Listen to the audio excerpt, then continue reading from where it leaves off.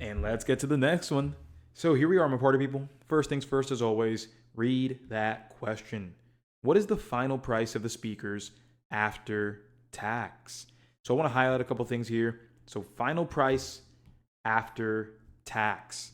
So my party people, can we visually confirm that yes, we are dealing with tax and we're dealing with final price? Can we confirm that real quick before we continue? Good. So there are two different ways that will get us the same correct answer.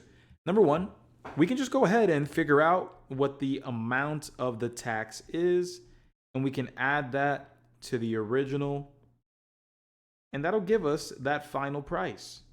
And this is actually going to be the preferred method. This would be it. It is not going to be doing the final percentage, because you could do that. You could do, again, the final percentage being 100% as the original plus the 12% sales tax right there. And that'll give you a final tax or a final percentage amount of 112. Again, that would represent your final. Again, I would not recommend going this method because it'll simply take too long. So instead of adding the percentages together to get that final percent, add the amounts together to get the final amount. Both will work, but I don't recommend multiplying by a 3-digit number. So with that, everybody, do we understand where I'm going with that before I continue?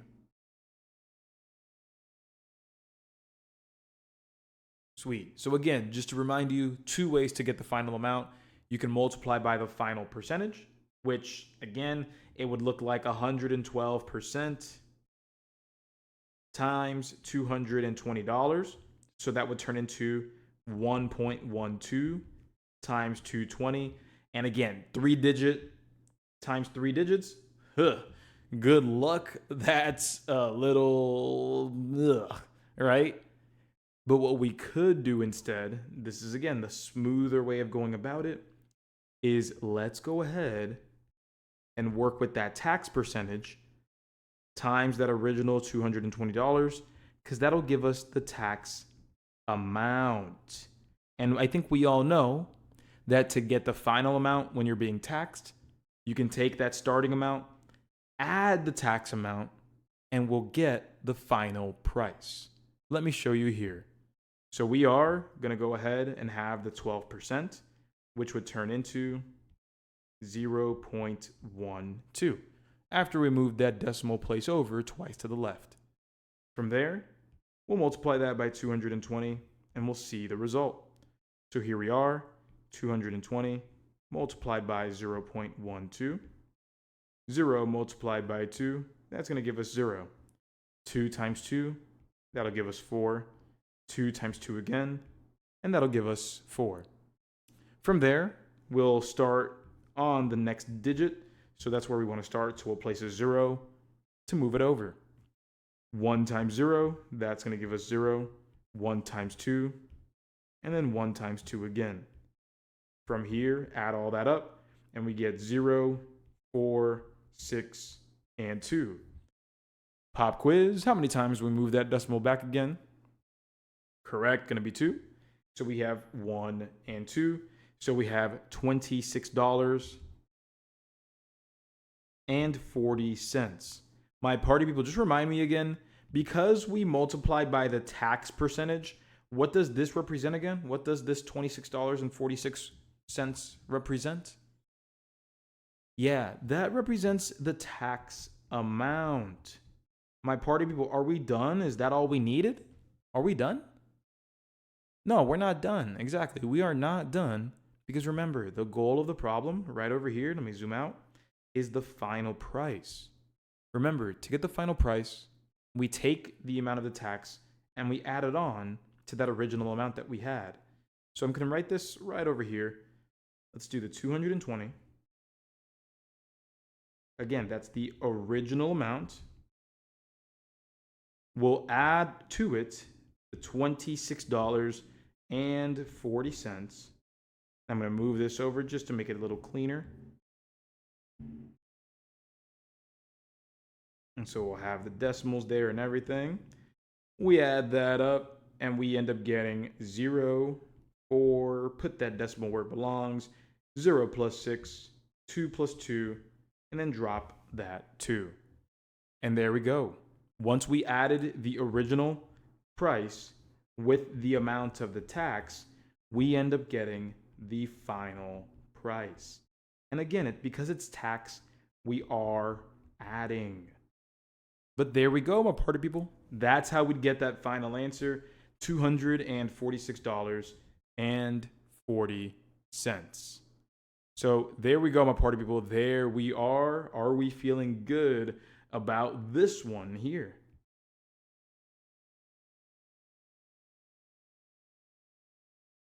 Perfect.